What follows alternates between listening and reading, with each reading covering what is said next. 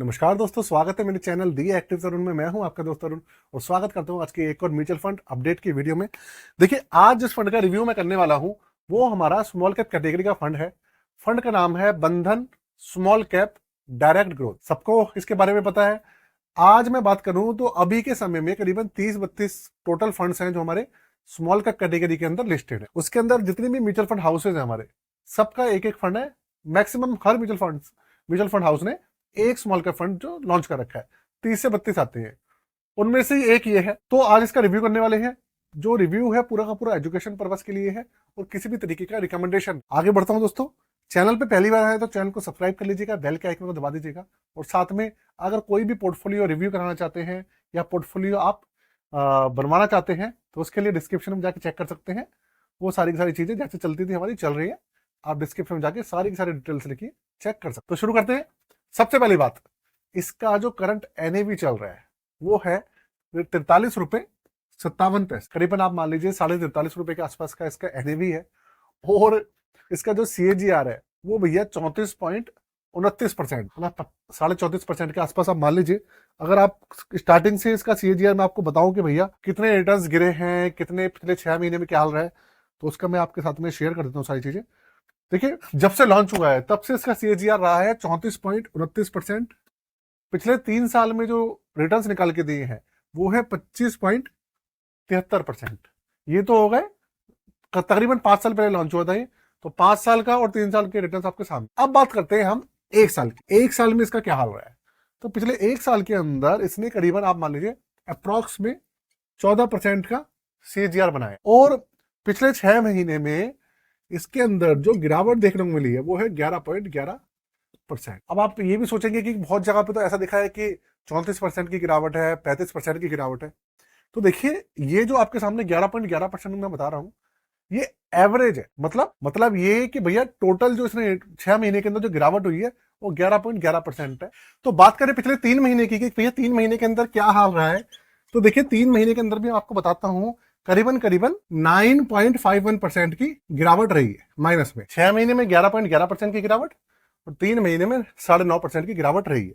पिछले 1 महीने में जो गिरावट रही है वो है अप्रोक्स में 10%। तो देखिए, अगर ओवरऑल बात करूं 6 महीने में 11%, ओवरऑल 3 महीने में 9.5% और 1 महीने में करीबन 10%। इन सबको जोड़ के मत देखिएगा, ये सब अलग अलग पीरियड के अलग अलग है। आप 6 महीने को पढ़ के चलिए कि भैया 6 महीने में 11% है बस, और 1 साल के अंदर पॉजिटिव में 14% है। अब ये तो हो गया इसके रिटर्न्स के बारे में। अब आगे चलते हैं, बात करता हूं इसके बेंचमार्क की। तो देखिए, बेंचमार्क जो है इसका वो है BSE 250 स्मॉल कैप TRI।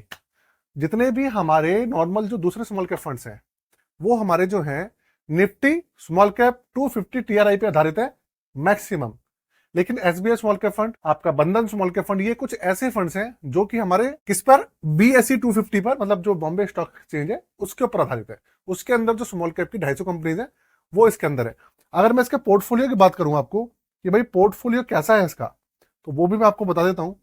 इसके अंदर 92% जो हिस्सेदारी है वो भैया इक्विटी की है और बचा हुआ 8% वो पूरा पूरा कैश के अंदर बचाया हुआ है। और पूरा का पूरा जो पोर्टफोलियो है उसके अंदर करीबन 44% पैसा स्मॉल कैप में है और मिड कैप के अंदर 47% है। और लार्ज और जायंट कंपनी जो है, बड़ी वाली कंपनियां, बचा हुआ जितना भी है सारा का सारा वो उसके अंदर है। कितना आप लगा लीजिए, मोटा मोटा 8 से 9% हमारा लार्ज कैप और बड़ी कंपनी, ये पूरा का पूरा है। इसमें लार्ज भी है, मिड है और स्मॉल भी है।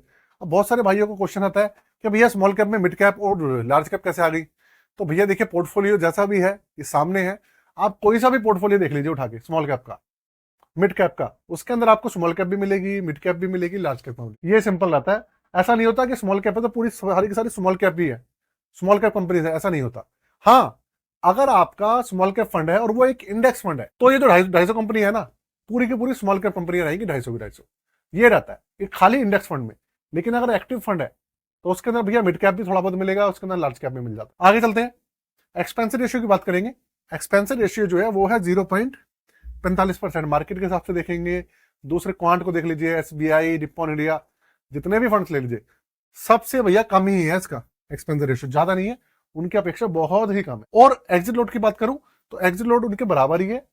1 साल से पहले निकालेंगे तो 1% और 1 साल के बाद 0%। ये इसका सिंपल सा सिस्टम रहने वाला। एयूएम की बात करूंगा तो 9,236,000 करोड़ का इसके अंदर टोटल एयूएम आ चुका है, और 1,000 रुपए से इसकी लमसम शुरू होती है और 100 रुपए से इसकी एसआईपी शुरू हो जाती है। ये इसका अभी अपडेटेड डेटा है जो मैंने आपके साथ में शेयर किया। अब अगर मैं बात करूं और बताऊं कि ये जो स्मॉल कैप फंड्स हैं जिनके अंदर इतनी गिरावट आ रही है, वो इसमें और दूसरे फंड्स में फर्क क्या आ रहा है, तो देखिए मैं वो आपको बताता हूं। एक्चुअल में हो ये रहा है कि हमारी 3 कैटेगरीज होती हैं मैक्सिमम जिसके अंदर इन्वेस्टमेंट आता है, लार्ज कैप, मिड कैप और स्मॉल कैप। मल्टी कैप भी आता है, लेकिन मैं लार्ज, मिड कैप और स्मॉल कैप को लेकर चल। तो आपने हमेशा एक चीज सुनी होगी, लार्ज कैप को सबसे कम रिस्की, मिड कैप को उससे ज्यादा रिस्की, और जो स्मॉल कैप होते हैं उन्हें सबसे ज्यादा रिस्की कहा जाता है।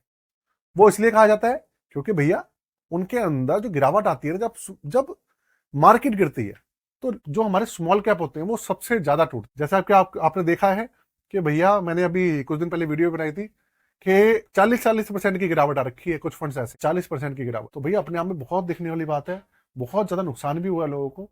जो अभी तक बने हुए हैं उनको तो फायदा देखिए, क्योंकि ठीक है उनका एनएवी कम हुआ है, एनएवी तो जब बढ़ जाएगा तो उनकी रिकवरी हो जानी है, लेकिन जो लोगों ने एग्जिट कर लिया है उनको नुकसान है। तो हमेशा ध्यान रखिएगा जब भी मार्केट गिरती है कभी भी एग्जिट नहीं करना चाहिए। ऐसी कंडीशन में अगर आप एग्जिट करते हैं, कुछ भी करते हैं, तो ऐसी कंडीशन में आपको बहुत ज्यादा नुकसान हो। दूसरी बात, घबराना नहीं चाहिए, अगर घबराएंगे तो भैया गवाएंगे। तो अगर आप जब भी स्टॉक मार्केट के अंदर आते हैं तो एक बात हमेशा ध्यान रखिए, भाई स्टॉक मार्केट के अंदर पैसा बनता है ना, तो उसके अंदर रिस्क भी लेना पड़ता है। आप रिस्क लेंगे तभी कमाएंगे, क्लियर है चीज।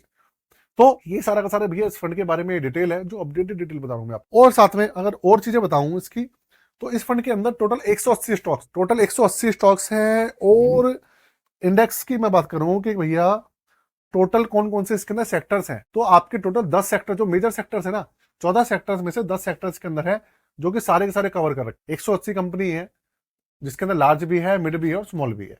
कंपनियां कौन कौन सी मैं आपको थोड़ा सा आइडिया दे देता हूं, जैसे कि आपको आइडिया लग जाएगा।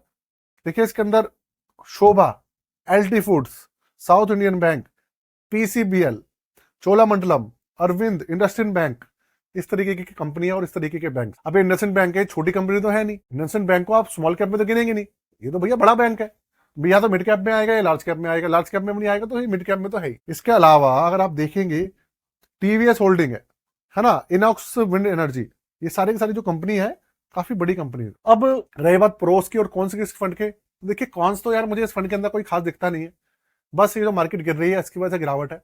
जब मार्केट रिकवरी करेगी तो अपने आप ठीक है, अपने पटरी पे आ जाएगा। लेकिन अगर मैं प्रोस की बात करूं तो देखिए क्रिसिल ने इसको 5 स्टार की रैंकिंग दी है, वैल्यू रिसर्च वालों ने भी 4 स्टार की रैंकिंग दी है। और दोनों जो संस्थाएं हैं वो तभी किसी को रैंकिंग देती है जब उनके अंदर कुछ खास होता है। खासकर क्रिसिल की रैंकिंग तो बहुत ज्यादा माना जाता है, आपको पता है क्रिसिल का नाम आपने सुना ही हो। तो भाई जो एक्सपेंस रेशियो है 0.45, वो भी दूसरे की अपेक्षा काफी कम है। एक्सिट लोड तो बराबर ही है। तो कुल मिला के देखा जाए तो फंड के अंदर उस तरीके से कोई दिक्कत परेशानी उस तरीके से नहीं, बस प्रॉब्लम सारी की सारी चल रही है मार्केट। तो भैया मार्केट के अंदर ऐसी कंडीशन में आप अपने टेंशन नहीं लेनी है और साथ में अपना जो सेहत है उसका ध्यान रखना है, ठीक है ना। तो आज के लिए दोस्तों जय हिंद, वंदे मातरम।